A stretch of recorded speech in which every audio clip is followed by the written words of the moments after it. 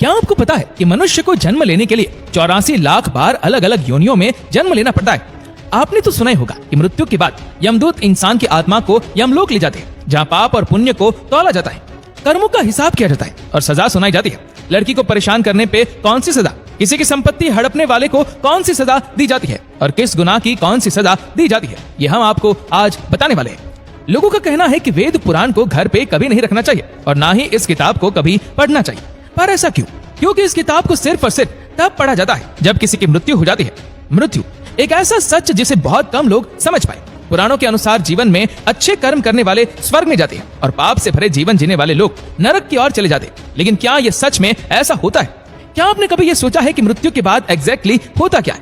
इस सब के बारे में हम जानते हैं इस एक किताब से, जिसका नाम है गरुड़ पुराण। गरुड़ पुराण 18 महापुराणों में से एक है। गरुड़ पुराण के 2 मेजर पार्ट्स हैं, जिनमें से पहला पार्ट यानी पूर्व खंड में विष्णु जी की भक्ति के बारे में, मेडिटेशन, योग जैसे और भी गहरे ज्ञान के बारे में लिखा गया है। लेकिन गरुड़ पुराण का दूसरा पार्ट उत्तरखंड, वो बात करता है राक्षस के बारे में, मृत्यु के बारे में। यमलोक चैप्टर 1।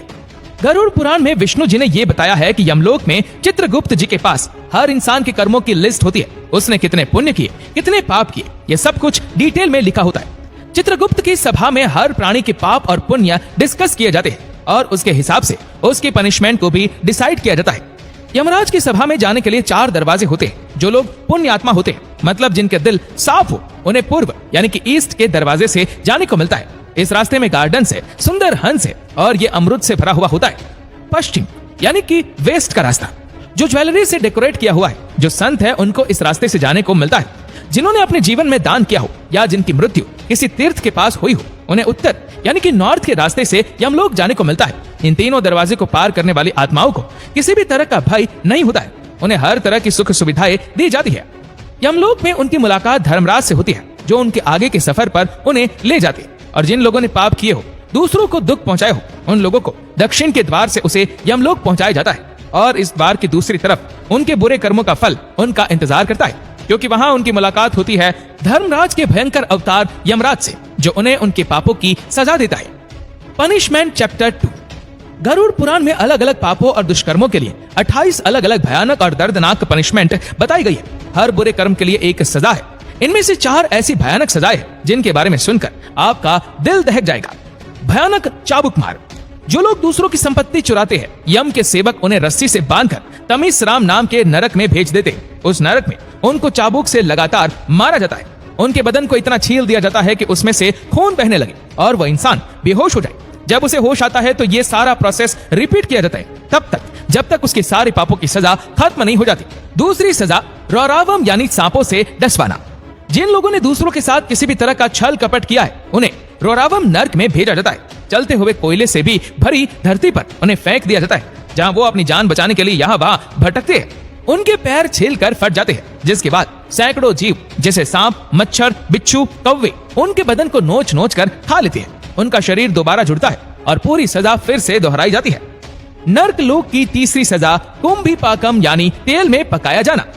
जो लोग दूसरे लोगों को अपने फायदे या मजे के लिए नुकसान पहुंचाते हैं, उन्हें कुंभीपाकम नर्क में भेजा जाता है, जहाँ एक बड़े से बर्तन में उबलते हुए तेल में उन्हें जलाया जाता है।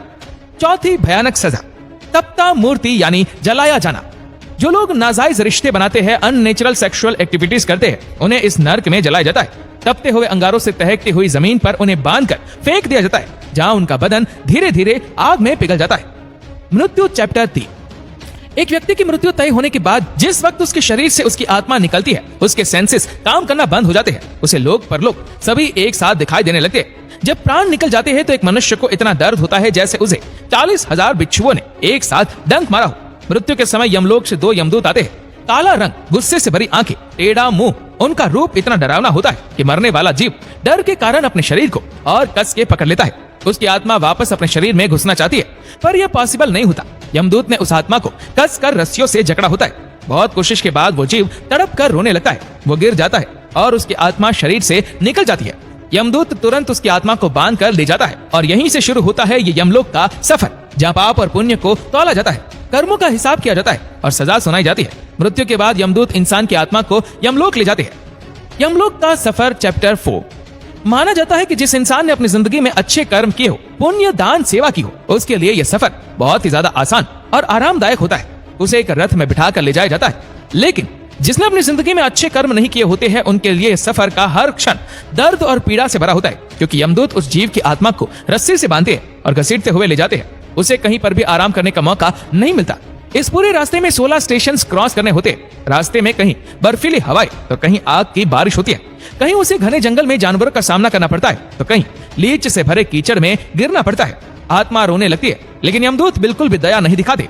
इसके बाद आत्मा को कोड़े मारकर अपने पूरे जीवन में किए हुए सारे पापों को याद कराया जाता है। इस तरह पृथ्वी लोक से यमलोक का सफर बहुत ही ज्यादा पेनफुल होता है, बहुत ही ज्यादा टॉर्चर से भरा होता है। कर्म चैप्टर 5। इन सारी सजाओं के पीछे का कारण होता है कर्मों की सफाई करना, इंसान को उसके पिछले कर्मों से मुक्त करना और उस आत्मा को शुद्ध करना। जिस इंसान ने जितने पाप किए हैं उसे उतनी सजा मिलती है और जिसने जितने पुण्य किए उसे उतना सुख।